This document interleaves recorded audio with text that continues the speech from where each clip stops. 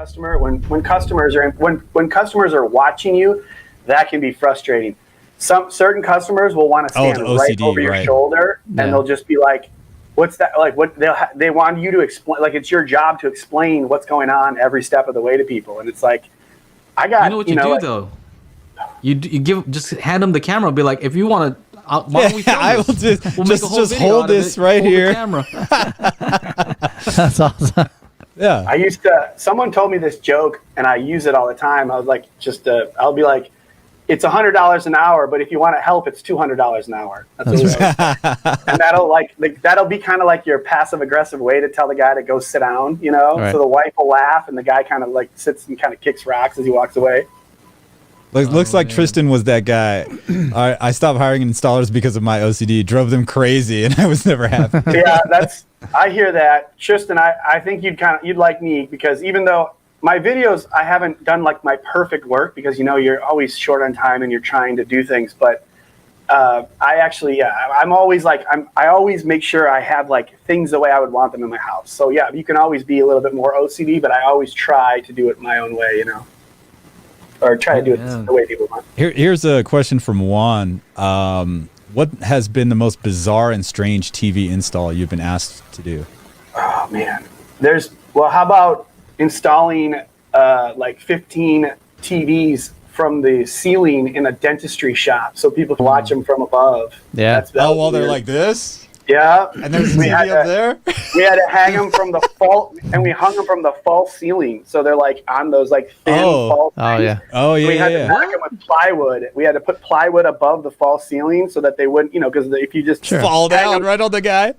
I mean, you can actually hang a speaker from that. Like, you can cut out a hole and just hang your speaker, and it'll catch. And it'll hold. It's fine. It's not going to be dangerous. But when you put in something heavier than this, like you put in a ceiling projector or something for like office, we'll throw some plywood in there and lock it in. But yeah, the TVs like that is tough. Another really tough one is I hanging TVs with false ceilings that will display in front of a window is really hard, because you have to like do your work where you want the TV at the perfect height where it's like sitting in front of that window, right? And it's got to display out. So you got to like go up and you got to find a ceiling mount, which like Monoprice is like the only company that's ever gotten good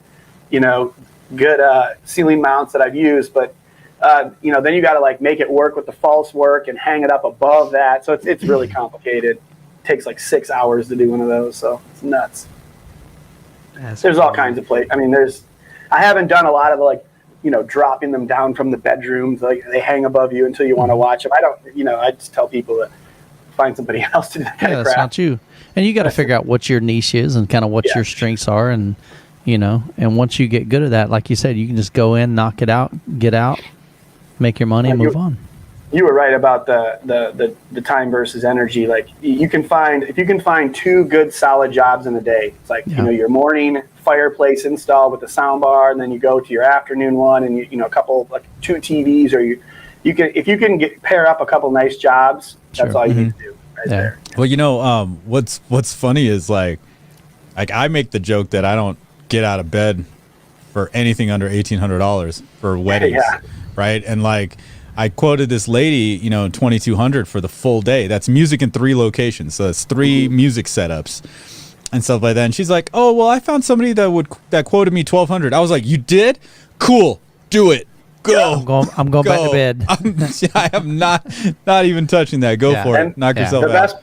The best part about that is it's helping you not do the job, and you're also finding out that that's the person that'd be a pain in the butt because they want it cheap, so like it's a double win for you when you can just let people self-destruct, or there's something totally extra, like you said, you go in and all of a sudden you have to like set up their speakers or some shit. Like I've gone in, they're like, "We'd like to sing a song instead of," I'm like, "Okay." And she's like, "There's going to be 4 of us." So I'm like, "Well, good thing I have 4 wireless microphones just in the back there." Like, okay. And then for me, it's like, sing something, Chana. Yeah, well, fuck that. Like, what? So I don't know, man. Clients are crazy. They want a little bit more all the time. They're just trying to get like some more value. So I don't know. Yeah. It's tough. So have you ever had somebody ask you to mount in-ceiling speakers for their like front speakers, LCR? Yeah. And do you do that? I mean, I do whatever they want me to do, but I mean, tell them, man, that's garbage. yeah. I'd have to tell them, man. I'm like, no way. You have to. I mean, at the very least, you got to get the ones that are angled. Like it's just. Yeah. No, I hear you on that. It's one of that's a really hard thing to do. This is hard when you go to somebody's house that has crap to install. What do you do? Yeah. I mean, this family got a Pioneer receiver is like $300 or something. I don't know what it was, but they got these like $100 Yamaha 8-inch speakers in ceiling, and I put 5 of them in, and I'm like, and they had sub, and I'm like, they're like, it's not as good as I thought it would be, and I'm like, yeah, because you bought it all for like $600, like Exactly. I mean, the install cost. Do they blame you for it? Do they blame you for it sounding bad too? They look at me. They look at me like, "What are you going to do to fix it?" And I'm like, "Oh, wow, that's bad." That's kind of funny. I just try to set the expectations because I actually used to do in-home services when I had an IT business. Go to people's homes, go to people's businesses, stuff like that. You have to set the expectations. You tell them, "Hey, look, I don't think these speakers are the best, so just know if it doesn't sound great." Right. My recommendation: you get better speakers, right? So but Tristan it's on you. Tristan has a buddy that calls his worst 10 customers every year at Christmas. He thanks them for their business and kindly tells them that he's no longer servicing their area. So way you do it right there, folks. I like his other question. What was his other question? He had another one. Just a second. Tristan's a joker, so custom mount. Not today. Do you ever make custom mounts? Yeah. I actually used to import mounts from China. That's how I know Monoprice. Monoprice. I've known them since they've been selling out of their garage, since they were selling out of their apartment back in 2000, whatever. And I got to a point where I was buying hundreds and hundreds of mounts from them, and I decided to start buying them overseas. Mm-hmm. And at one point I tried to talk to the owner of Monoprice, and we were like, "How are we going to do this?" And I'm like, "Well, how about you get the mounts and you put my logo on them?" And we got into this argument about how to do that. Because I'm like, I'm buying kind of co-brand it, like thousands of mounts from you, So I'm like, well, if you don't want to put my logo on them, why don't I just buy them directly? And I said that not thinking that was going to go down the way it did. And he actually blacklisted me from a lot of Chinese exporters. Damn. They said the people that I was going to buy them said, "I'm sorry, we can't do business with you." They threatened to pull all their business from us if we work with you. The guy was no joke, man. His name is Sean. Business right there. Yeah, he's crazy. I don't think he runs the day-to-day any longer, but you got to hit up Hobie, man. See if Hobie can help you out, man. I actually bought. I used to import 2,000 at a time in a container. Wow, that's a lot. They were pretty expensive mounts though, and the problem is that they couldn't sell them at the same kind of they were not the budget ones you can find on Amazon, So, but isn't the oh no, that was the Sanus one or Sanus, right? The Sanus mount you were talking about in your oh yeah, I like Sanus actually. Yeah, so Sanus is a funny company. That company, they're pretty ruthless with they got some good IP lawyers.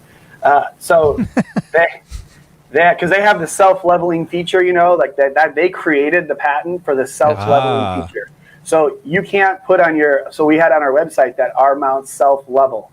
And by putting that, we got a cease and desist letter from them because they threw a patent at us. So we had to take that off our website. But so they have some good mounts though. They the one that quality. You were recommending was like $80 or something like that. So there's one at Costco that's on sale sometimes for that much. There's a couple of them. Yeah, if you go to Costco, all 3 of the Sanus mounts work great for TVs. Now, you still can get ones on Amazon for a little less, but my dumbass would be like, oh well, maybe I should look at a $200 mount, see if I can get anything better. But watching your video, you're like, yeah, this thing's on sale for $80. You should get this. I was like, oh. Yeah, it's a good one. That's a good one. Normally it's like $139, but it's solid. It can hold an 85-inch TV, and it's just very fluid the way it goes in and out. It's just I feel good with an OLED on that because when you're moving that around, you don't want to have to really give it and then slam it into the wall or something. So yeah, the kids still aren't very comfortable moving the TV around. Well, have you ever seen? Because you were talking about mounting something over the fireplace. Have you ever seen that Mantle Mount? Oh yeah, I've done a bunch of those. Yeah, like that thing looked cool. I have an Instagram on my picture from Instagram. I have some a picture of like the series of. I did a whole job where I renovated his it's just a little build, but I did a little build up of like an old school like where you put the TV in, like it's like a cubby hole, and I made that a compartment where he could put like his cable box and stuff, and I flattened it out and put a Mantle Mount and a 65-inch OLED over it, and it was a pretty sweet little setup. If you guys don't know what the Mantle Mount is, it's like you mount it and you can just like pull it down with one hand, so you don't get that like back of the neck crick up thingamajig. Yeah. They also I saw at Cedia they had like a motorized one too. You hit a button and fucking does it for you if you're that lazy, if you want more convenience. The only problem is that the Mantle Mount, when it's up, it sticks like 9 inches off the wall. So it's got this big arm, and it just kind of leans forward, and then when it comes down, it can turn left and right. So when it's up, it goes up, but it like still has the TV kind of still tilts forward a little bit. So yeah, it's funny. It says be about to get daily HiFi on multiple blacklists. For crushing the different companies. That's right, dude. It's all good. Getting cease and desist letters and. It's all good. Joe Hader met his match with B the installer. We're both here. We're both here in SoCal. That's how we do it. That's right. So Joe has an alter ego called Hader J. I saw the picture, and that Christmas picture was legit. So he'll have like a regular like speaker review, and it's just him, and then he's got his sunglasses on. He's like, man, he said about those Vanitus that you bought. He's like, man, you got to do all these finger gymnastics to like change the thing. It was pretty funny. That is hard. Yeah. Sometimes I don't want to say too much bad stuff, but you have to, right? So I'm like, let me just say it how I'd really tell a friend, right? I'm getting